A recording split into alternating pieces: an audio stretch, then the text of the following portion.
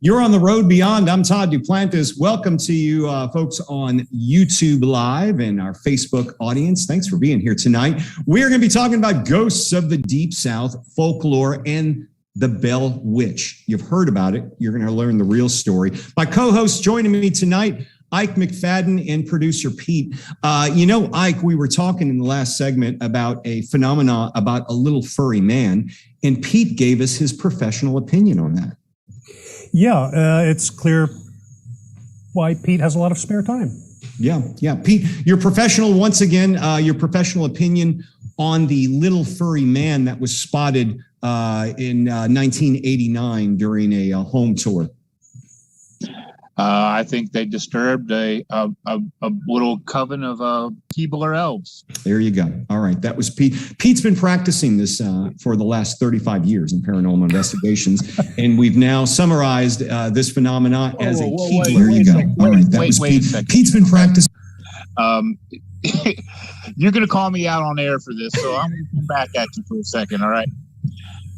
What in the hell do you think I'm going to think that if somebody opens up and sees a little blue man that nobody else sees, and come on now. Well, it wasn't a blue man; it was a little furry man. Get the facts down. If he was furry or blue. Come on now. Well, it's good that I'm always happy to find out the level of which nonsense actually hits the radar of both Todd and Pete at the same time. So it's good to hear where that is. Okay, so we got that out of the way. But seriously now.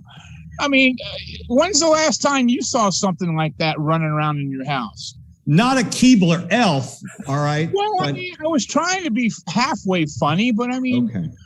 Well, I like that. Right. I like that you got a brand attached to it. It's not just an elf. We try to have some fun on the show. Yeah, we try. All right. So they don't advertise on our show. Maybe now that they hear us advertising for them, maybe we'll get some advertising. What do you want me to do? We'll see about that.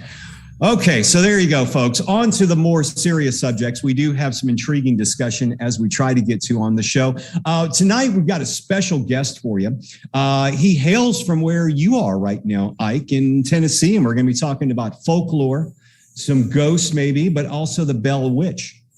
Yeah, that's right. We have Pat Fitzhugh coming from my homeland, the land of moonshine and grits and whiskey.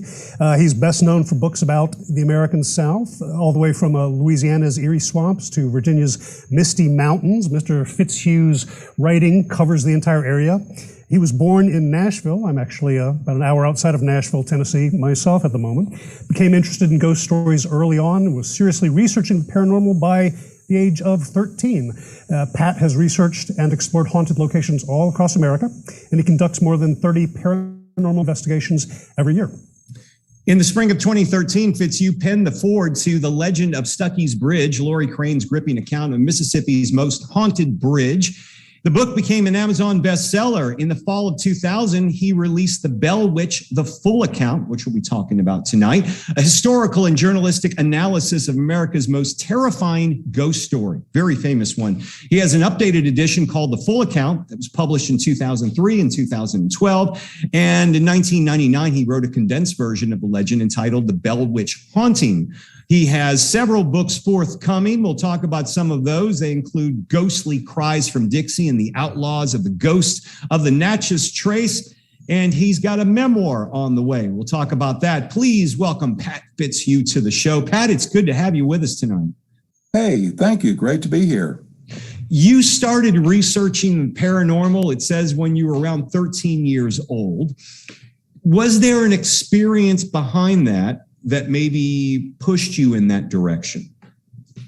No, not really. It was really a case of just boyhood curiosity and a couple of old Radio Shack tape recorders and wondering what would happen if we turned them on and left them in an old house for a while. So you were doing EVP research before it was a thing, it sounds like. That's correct. We didn't have there was EVP's always been there, but it just hadn't been discovered yet. But we were doing that. And at the same time, I was a pretty big fan of anything related to Halloween, ghost stories, and of course in Tennessee, that means the Bell Witch. And my mother actually introduced me to that story at a very young age. So, Pat, if you don't mind me asking, where are you located physically at the moment? Physically at the moment, in a chair in the corner of my bed. No, I was just kidding. Thank God. Thank you, Pat. I'm glad that you're ripping on them too. Oh, I am east of Nashville and right between Hermitage and Mount Juliet. Oh, okay. Well, yeah, I'm up in Swanee, so not too far from you. I'd be curious. I saw the mention of the Natchez Trace. I actually drove down that not too long ago. I don't think a lot of people even know that area is around. Anyway, my question is, was it just growing up in this area that sort of got you interested in the folklore of the South? Or was there something more to it? How did that come about? Just initially growing up in this area and hearing all of the stories that came out of it. Some of that early interest was just the hocus pocus, close my eyes, turn around in front of the mirror and see if anything happens, which it did, but I'll talk about that in a little bit. But, the curiosity and intrigue, can all this stuff be true? And I was very curious about that at a very young age. And I think, the biggest thing is just the area or the region itself, from battles between early settlers and Native Americans to Civil War battles, to plagues, to epidemics, to horrible accidents. I mean, the American Southeast has just always been a very tragedy and misfortune oriented place. And I think all these things that have happened over the several hundred years have left behind a spiritual residue, if you will, and it still lingers on today. And, it's in the air. The area is just so conducive to hauntings, and you hear more stories all the time.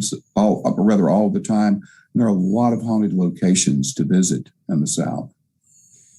We, of course, want to talk about the Bell Witch, and you've done some extensive research and written some books on the Bell Witch. There's been movies, dramatizations, several books written about it. But what is the real story of the Bell Witch? And from what I understand, it stretches across, or there's roots in other states involving this as well. Maybe you can give us tell us a bit about what's behind it. Okay, the Bell Witch legend centers on the John Bell family of northern Middle Tennessee between the years 1817 and 1821. They were successful farmers, pillars of the community and all that. And then they began experiencing a lot of strange things, sounds around the house, things knocking at the walls, chains being dragged across the floor, things that you would associate somewhat with a poltergeist type disturbance. And these disturbances grew over a period of 4 years. And whatever the entity was, it evolved from a few knocks at the door and windows all the way to a discernible voice that could, some say, could predict the future, could tell people about their pasts. And of course, the story, the climax of the story was essentially when this thing took credit for killing John Bell, the father of the family. So we have a 4-year timeline of a lot of different things. As for the other states, there's a North Carolina version of the Bell Witch, which centers on the same Bell family when they lived in North Carolina prior to migrating to Tennessee in about 1805. After the Tennessee Bell Witch haunting disturbances ended, in fact, about 15 years or so after that, some of the Bell children picked up and moved to northern Mississippi. And shortly thereafter, the Mississippi version of the Bell Witch came about. And really, the North Carolina version is much different from the Tennessee version. It basically says that John Bell had an evil farm overseer. They got in an argument because the overseer was making eyes at John Bell's daughter, and that Mr. Bell allegedly killed him. And then after he allegedly killed the man, that all types of misfortunes started befalling the Bell family. Accidents, crop failures, and that led them to want to leave the area and move to Tennessee. The Mississippi version, a lot of that is very much like the Tennessee version, except the names of the places are different. Like Sturgeon Creek in Tennessee, an incident there, you would hear the same incident in the Mississippi version, but it would be referred to as Long Creek. The two biggest things about the Mississippi version that separate it from the others is that in the Mississippi version, the Bell Witch entity was a male as opposed to a female entity, which it had been referred to before. And they're not really sure on the North Carolina whether it's male or female, but just things started happening at the Bells.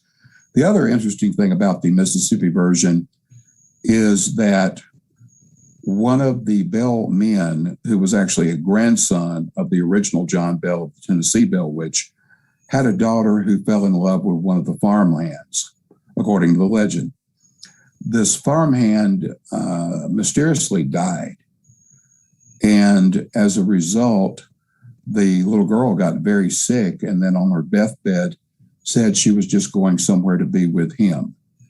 And then as they carried her casket to Long Creek Cemetery, there was reportedly a large bird overhead swinging a bell until she was finally buried. There's some more stories too. Wow. Related to the Mississippi legend. So, Pat, let me switch gears here a little bit. I want to hear about the Outlaws of the Natchez Trace, because I've been there, as I'm sure you have. For people who are not familiar with it, why don't you start off and tell us what the Natchez Trace is, why it was important, and then tell us what you've learned about that. The early Natchez Trace, or rather the Natchez Trace, was an early land highway, if you will, a footpath between Nashville, Tennessee, Nashboro, as it was called then, and Natchez, Mississippi. A lot of people, mainly traders, would use a Natchez Trace to get from New Orleans. They would go up the Mississippi to Natchez, then catch the Natchez Trace up to Nashboro, and then either stay there or venture elsewhere. Actually, some of John Bell's sons from the Bell Witch legend actually came back from New Orleans on the Natchez Trace when they went down there to sell their goods. There were, like I said, a lot of traders. There were also a lot of military troops that also used this early footpath. And so you can imagine, with all the people using this footpath, that there were also land pirates and crooks. They like to rob people. They like to rob people all up and down the Natchez Trace. And some of those guys just became legend. Quite a few of them. One was what we call the Harp brothers. There was Big Harp and Little Harp. And they did a lot of robbing, and their claim to fame or to infamy was that they would always kill their victims. And they were the bloodiest, most cutthroat, and most wanted land pirates of the Natchez Trace. Big Harp was actually cornered by some people up north in the Natchez Trace in Kentucky.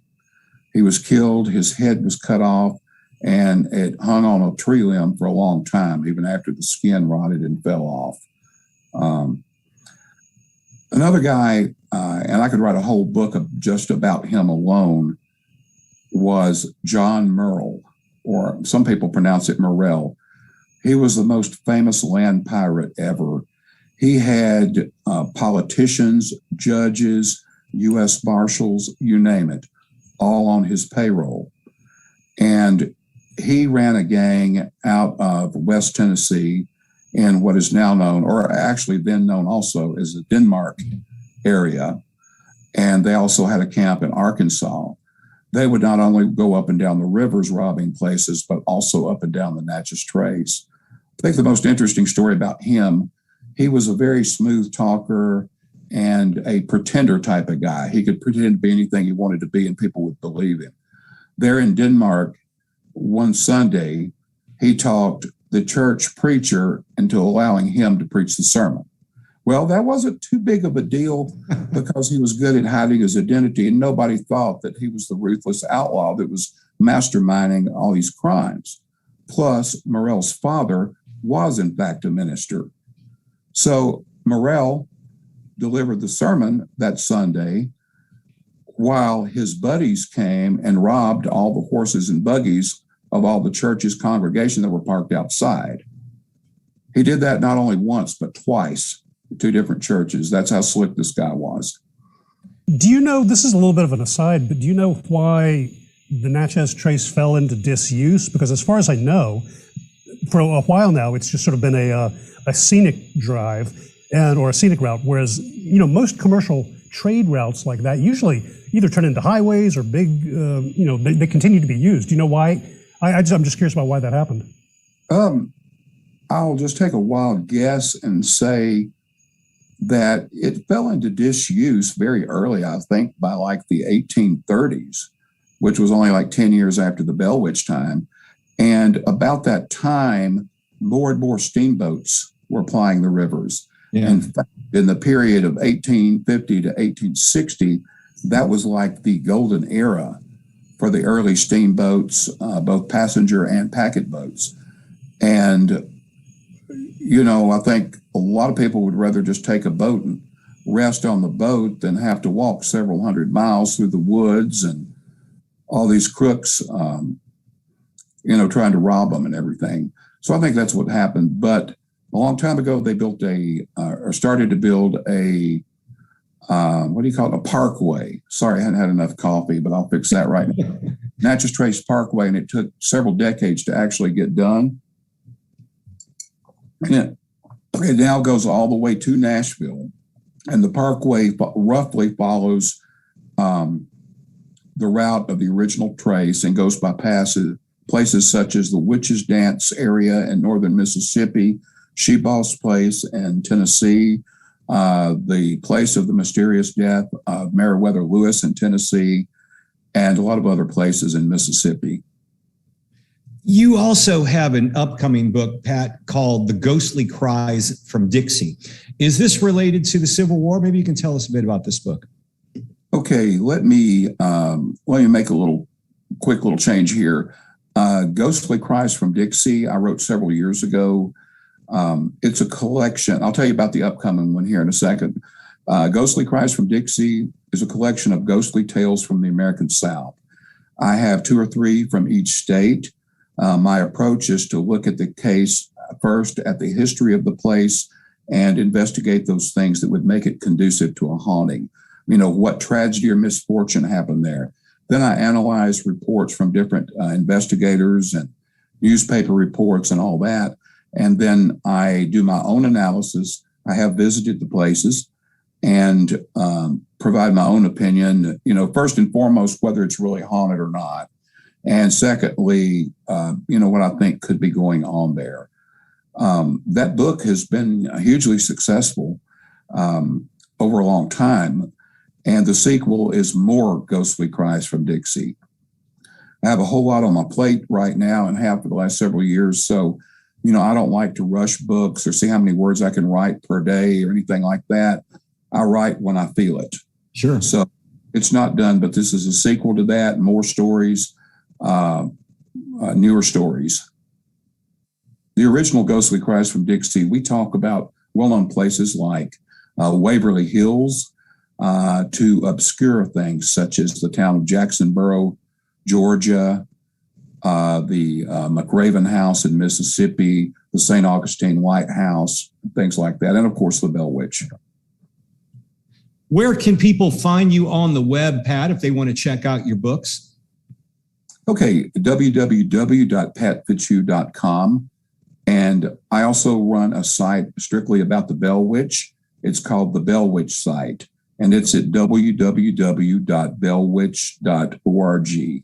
We're going to have some links in the social media posts for those sites so you can check out Pat's books. Pat, fascinating subjects. We appreciate you joining us tonight and giving us some great information.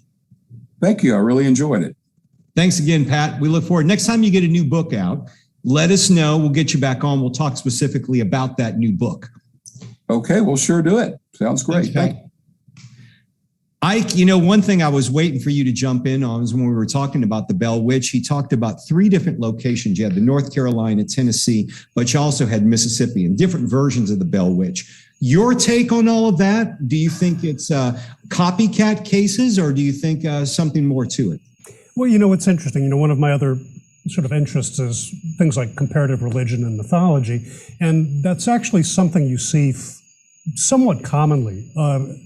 In the past, folklore and religion, you'll have a certain kind of story with a certain characteristic and certain characters involved, and it originates in one area, and then it migrates because it's a good story. Yeah. And then it gets attached to some other local area, but they change a name or they rename it after that local place over there that everyone knows about, or they call it, it was Tom, but now it's Bob because Bob's a big guy around here. So you actually, in terms of folklore, you see that kind of stuff fairly commonly. Yeah, and you've got 3 different states with similar legends all tied into Bell Witch. And Pete, bringing you into the discussion, it sounds like it should have been the Bell Poltergeist instead of the Bell Witch.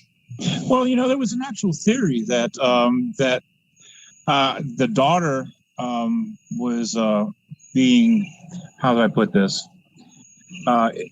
treated improperly by her father, right?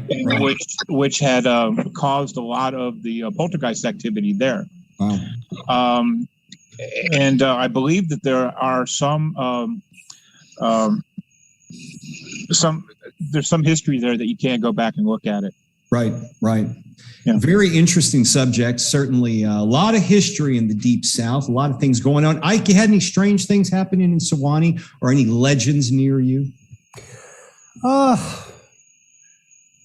no. Well, I told you the smokehouse, which was a very old place, right. burned down. It's sort of a well-known place where musicians from Nashville will come. They'll get outside of Nashville to sort of test out their music so that they're not doing it in the eye of the hurricane down in Nashville. And allegedly, there was like a black, hairy man dog thing that was crawling around in the air conditioning ducts of the smoke. Was it a Keebler elf? I was going to not even bring that up because I didn't want to send Pete off on a tear. One thing, when I go to Chattanooga, I spend time there every year, Lookout Mountain. If you look from Chattanooga at the highest point of Lookout Mountain, it's where Covenant College is located. Back in, I believe, the 1920s, Covenant College, which is a very popular Christian college right now, it used to be a hotel where celebrities like Clark Gable and a number of celebrities would go there to this palatial hotel because it's a beautiful site. The legend was during Prohibition, there were caverns that would lead out to the edge of the mountain into the caves, going up to Covenant College to deliver the alcohol. So the mob, apparently that was a legend. The mob would store, all the, whiskey and all that in these caverns below Covenant College. Maybe it happened. Who knows? Well, I suspect that is probably that's reasonable. I think I told you that this area, Al Capone was very active in Prohibition because this part of the mountain range, and Chattanooga included, was roughly halfway between, I believe, Chicago or not halfway, but it was partway between Chicago and Miami, and that was the main whiskey trade route. And so there were a lot of apparently tunnels up in this area, tunnels that some would say elves.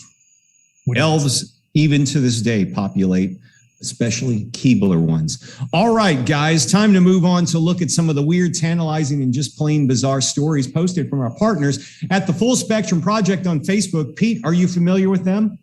Yeah, they're pretty nice guys over there. All right, Ike, what do you have for us first? Anything tonight? Actually, I'll be really brief. Are you aware that you've heard about the Jetpack Man?